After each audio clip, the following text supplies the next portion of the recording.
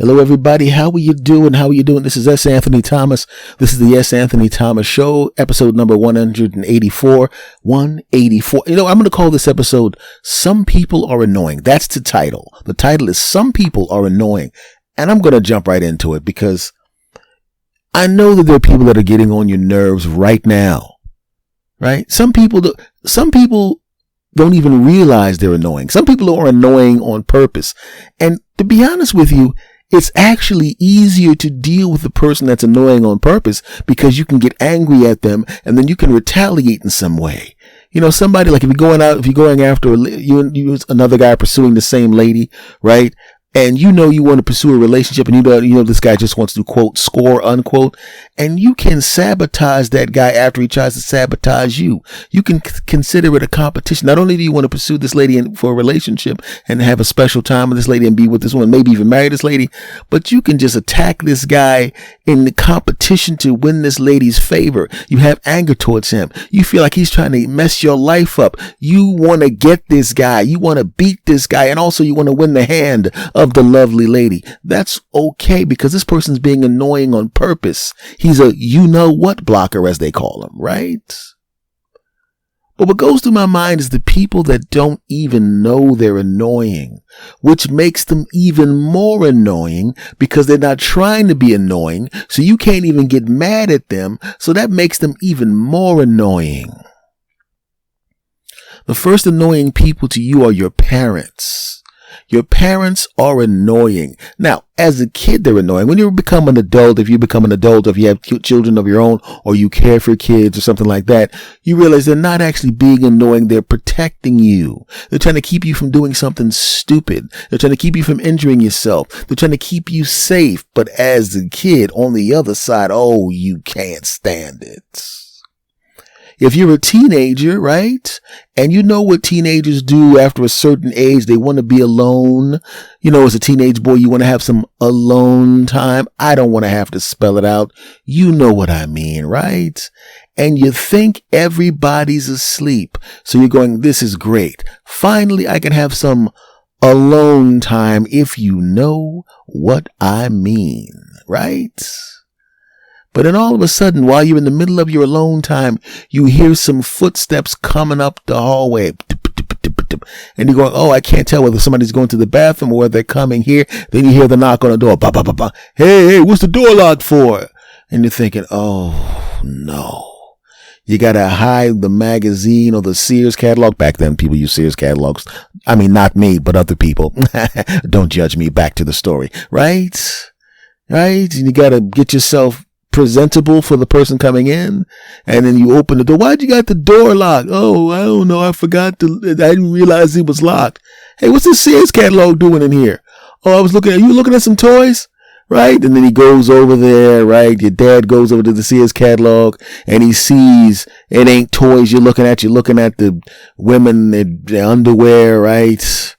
And then he looks at the magazine and he looks at you and he looks at the magazine and he looks at you and he has a look on his face as if to say, oh no, now my son's moved to this part of his life. Oh, right. And he knows it's normal and natural. He knows that, but he ain't leaving you with that Sears catalog. Let me just take this Sears catalog, right? And you're going, well, maybe he doesn't know what was going on. And then you realize he picked up the Sears catalog with a damn rag. He didn't touch the catalog and he's holding it with his arm extended and he throws it into the trash can. You know what? I think I'm going to get another catalog. And you're only going to look at it when I'm in the room with you.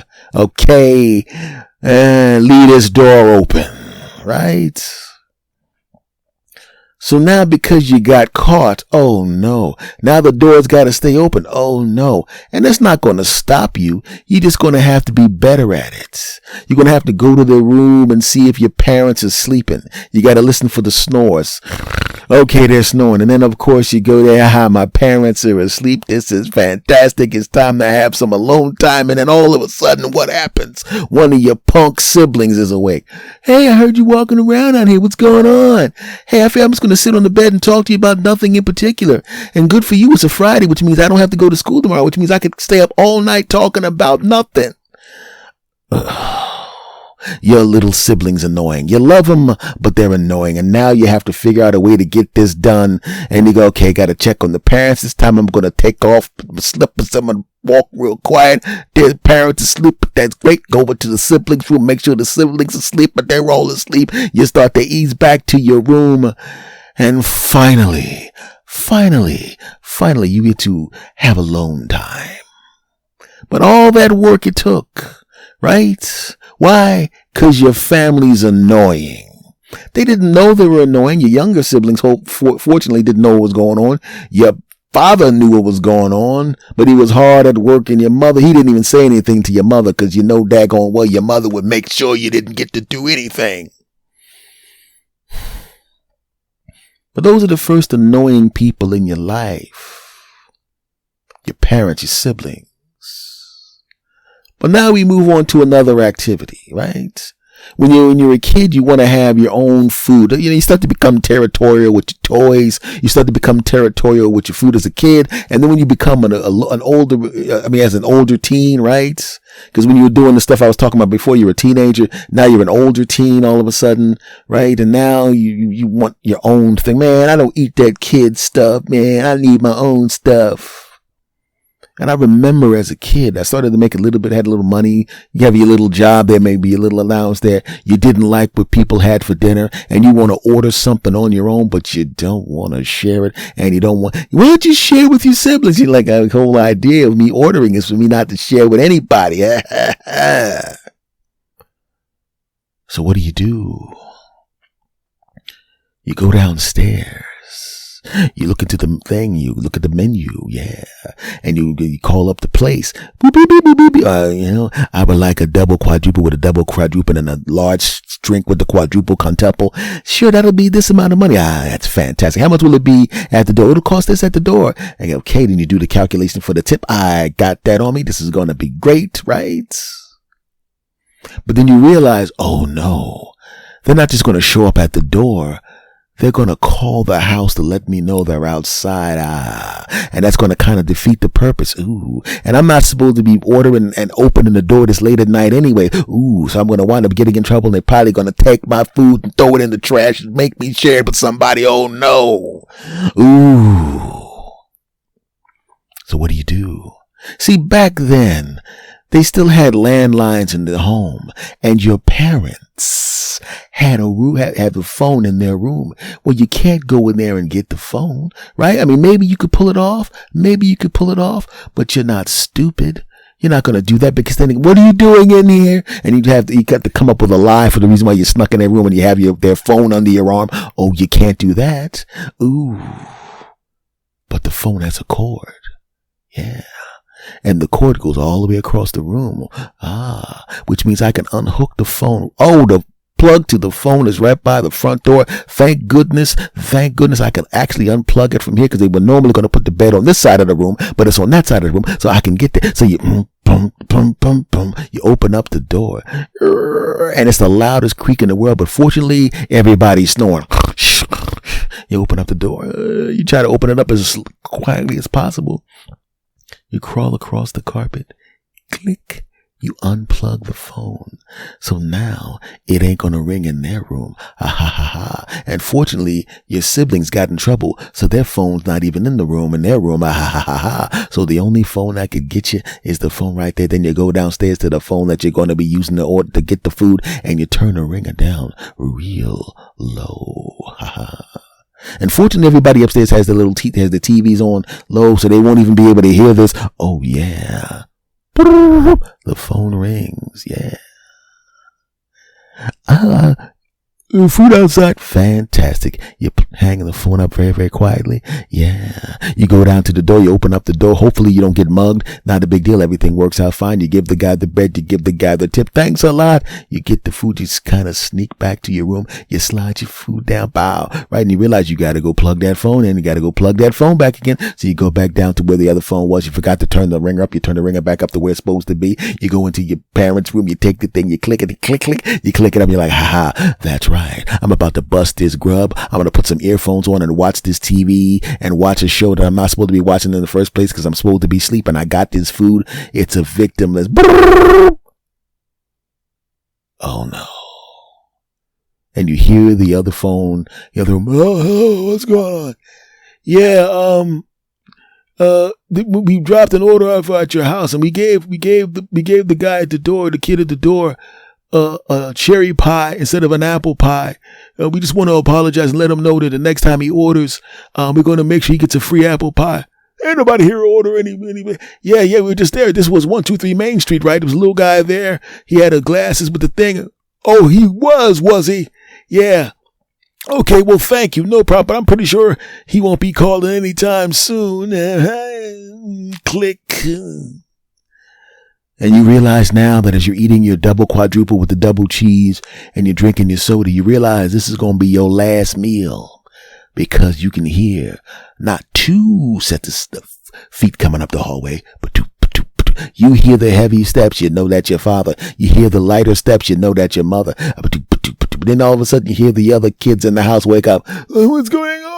Because they know the angry steps. They're going, we're already on punishment. That's why we don't have a phone. Maybe we got in trouble for something. Did we do something? Did they find out we did something else? Did they find out we did something else? So they jump up, and all of a sudden you hear a bunch of footsteps walk into the door, and you're sitting there where you got sauce down the side of your face, a half-drunk soda, and a half-eaten cherry pie, and they're all looking at you. All of them really, really annoying. Your siblings are laughing like, ha, ha, ha, you got caught, punk.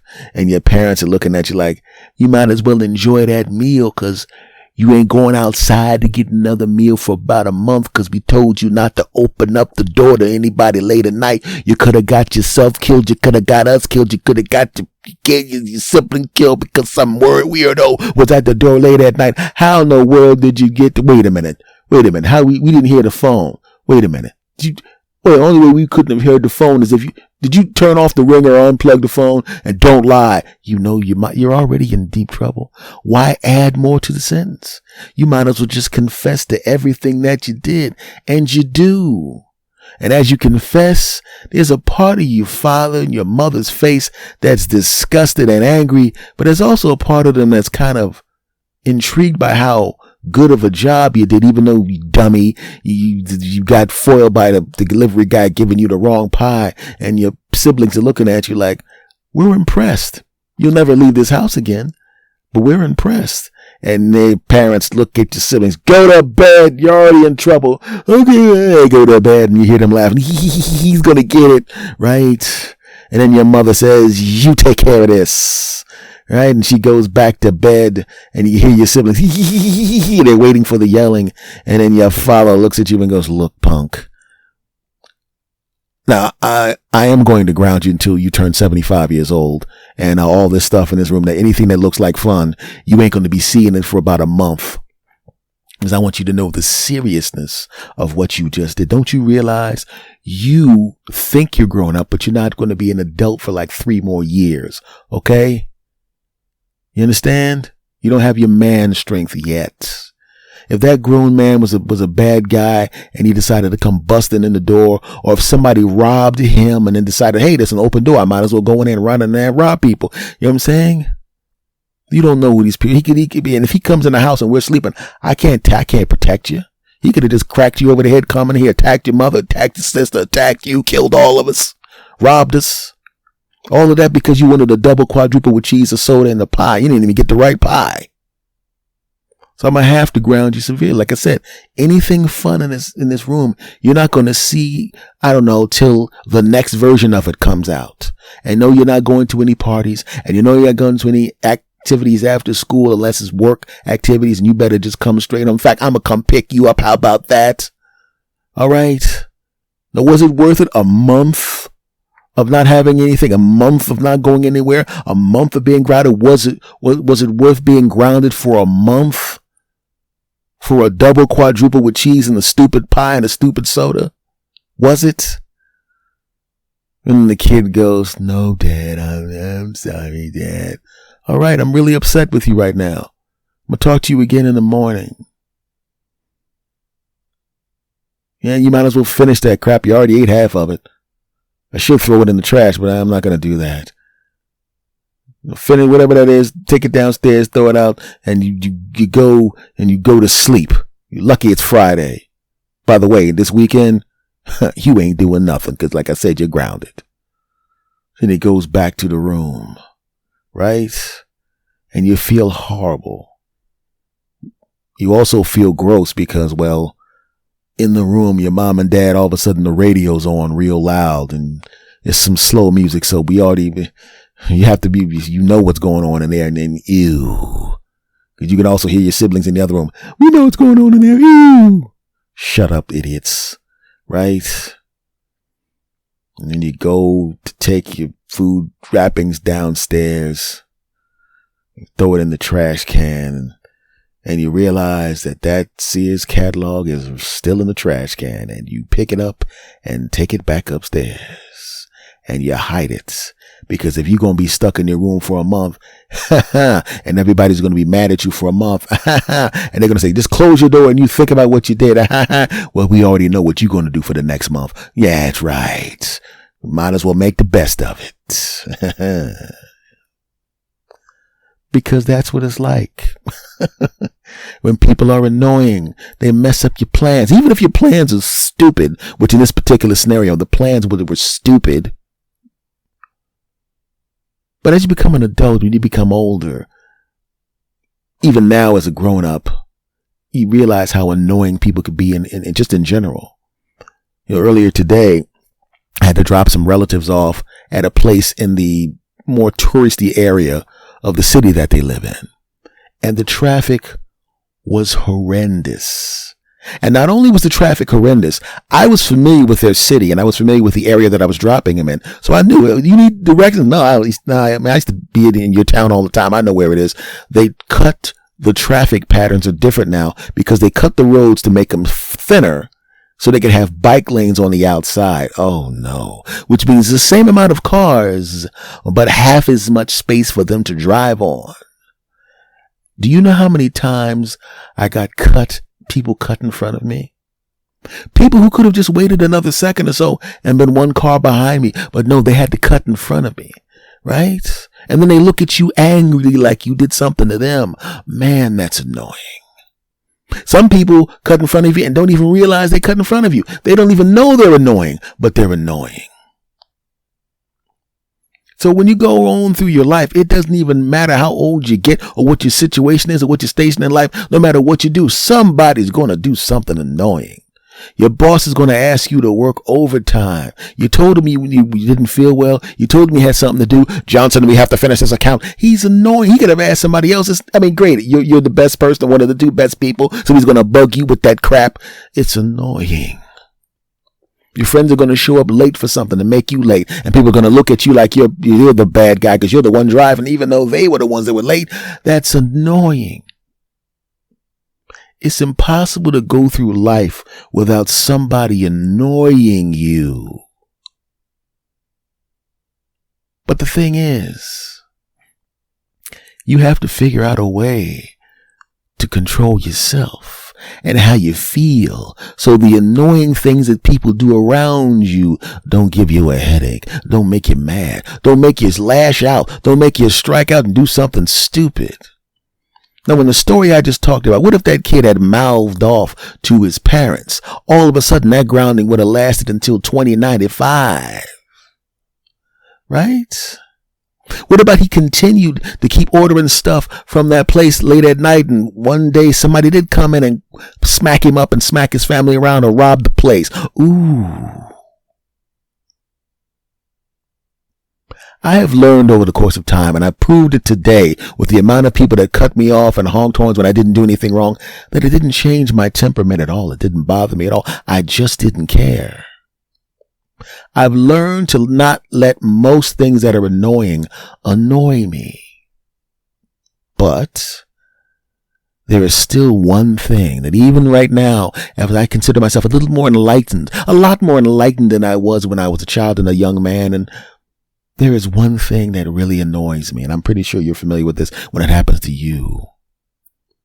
Have you ever had someone, a relative, a friend, drag you into their misery? They're complaining ad nauseum about something that you're going, okay, I'm going to be the sounding board for this crap. This person obviously needs to vent, so I'm going to let them vent. It's important that they get to vent, and if they chose me, Actually, it's kind of an honor that they've chosen to vent to me. It means they think that I'm a person that's safe for them, that I'm going to listen to them, and I may even be able to provide counsel to them. That's what's going on. And they start ranting and raving and complaining and bop, and it goes on for a long period of time. And now you're starting to go, okay, half an hour, this is enough. I got to figure out a way to break this up and change the subject. Then all of a sudden, right around the 31-minute mark, they start taking shots at you. They start saying crap about you, stuff that you did wrong. It might not even be something you did wrong, but something that they're not happy that you did. Maybe you didn't loan them money. Maybe you didn't do this for them. Maybe you didn't help them get a ride to the airport. Whatever it is, they start stockpiling all the stuff that they're mad about concerning you, what you didn't do. And you're looking at this fool as if to say, wait a second. You're venting to me and I'm sitting there listening to this crap, and you got the stones, the temerity to try to direct that crap towards me when I'm the one that has to listen to this crap. It's different if you complain about me to somebody else. I don't care about that because I don't have to hear it. And I don't mind if you complain about somebody else to me because it ain't me getting complained about. But you're not going to sit here after I listen to a half an hour of that crap and complain to me about me. Hell no. And that is one of the few things that people do that's annoying, that drives me nuts. I say this because that happened to me today. Friends complaining about some other people. I let him vent. And then he starts getting mad at me for some stuff that happened in 1986, 1991, 2007. You do realize that the year is 2024, right? Why is he bringing up that time you didn't give me a ride to the airport in 1997? You're talking about something that happened on the other side of the country years ago. You're still annoyed about that? I actually went out of my way to have another friend of mine who's not a friend of yours pick you up. Yeah, but I was almost late. You almost didn't get there at all if I hadn't gone out of my way and used up a favor from one of my friends who didn't even want to do it. So now I'm annoyed. It's like an infection. It spreads. So I'm kind of working on that one last little piece where people annoy, where somebody takes cheap shots at you when you're the one trying to help them. It's like trying to help somebody drown and you pull them on the boat and they smack you in the face and then fall back in the water. See, you pushed me. I didn't push you. That's what it feels like. What are you doing? I was trying to help you. Hey, man, how come you squeeze my hand so hard when you pulled me out of the water? I know there was some alligators about to bite me, but you didn't have to squeeze my hand so hard. That's how stupid it is. As you can hear, I'm getting upset just thinking about it.